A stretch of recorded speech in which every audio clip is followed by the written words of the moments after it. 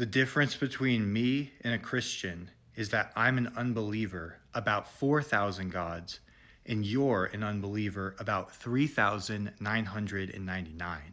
Why this isn't true and why atheists will agree with me this time on the W Life Weekly Show. What is up? It's your boy from your place. Is it really true that atheists really just believe in one less God than Christians? Basic assumption of this line of thinking is that you individually evaluate 4,000 different gods and then come to the conclusion that they are all not true. Here's the interesting thing about the idea itself. It assumes that you evaluate each of them individually. Argument is an argument from the collective weight of evaluating all of those things. Or in other words, if you really evaluated each of those 4,000 individual gods separately, whether one is true or not would not affect the probability or outcome of the other ones. Or in other words, each of the 4,000 evaluations is an individual event.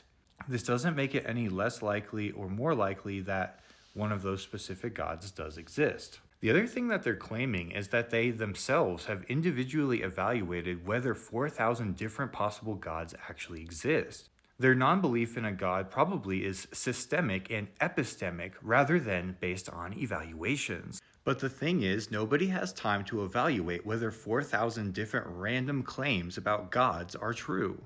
Rather than using a heuristic which eliminates the possibility that any god could possibly exist, we need to use heuristics that eliminate a lot of the claims all at once to narrow it down to just a few to actually evaluate.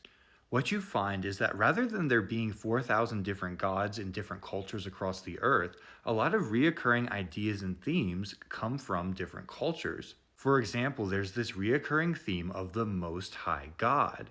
In China, the Shangdi, Native American religions, the Great Spirit, etc., etc.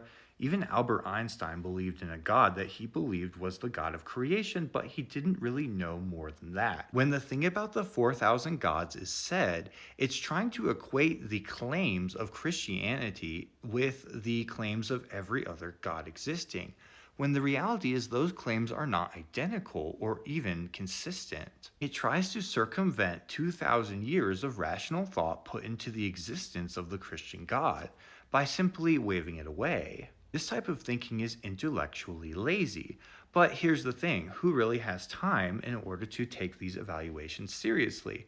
Well, after we've eliminated a lot of them by duplication and by different cultures, we kind of end up with just a handful of claims that can be evaluated. Evaluate the existence of God based on the consistent principles that exist in the universe, specifically the order and the structure of the cosmos at a subatomic level and also the macro level. Next, we can learn about the personality of the God by seeing the reflection of God in people. Or in other words, if God exists and he created people, perhaps people in some way are related to God. Makes it more likely that in a world where people exist, that God is going to be in some way reflective of the very creations which are able to reflect upon him, rather than something else like a star or a rock. This doesn't get us exactly to where we need to be to believe in God, but it does get us closer and also eliminates a lot of other possibilities which we can reject outright. At the end of the day, God requires his people to come to him by faith, not a faith absent of reason or our minds, but a faith that reflects the beautiful image of God which all people are created in. We can understand and know things that God has revealed about himself. Here's one more interesting thing to consider. All things being equal, if we evaluate the claims of all these different gods existing and we eliminate it down to a handful of possible gods, what's wrong with the conclusion that all of them exist? And here's what I mean. The Bible says in 1 Corinthians that we know that no idol has real existence, and that for us there is one Most High God, the Lord Jesus Christ. But then in the same discussion, he goes on to say, what is really being offered to idols is actually being offered to demons. Finally, when we put it all together, we realize that what all of the different cultures around the entire world are worshiping in multiplicity, the Bible actually has terms to describe.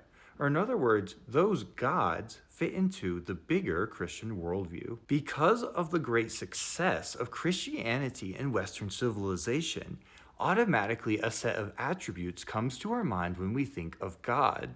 Yet, these other entities exist in a way that doesn't satisfactorily apply all of the different attributes that we would consider to the Most High God. And thus, both of them could exist at the same time. Whether or not you agree with me, you can agree that the logic of the statement breaks down when, in fact, a great belief in all of those things is able to constitute the definition. Leave a science emoji in the comments if you watched this far, and tune in next week for the weekly W Life show.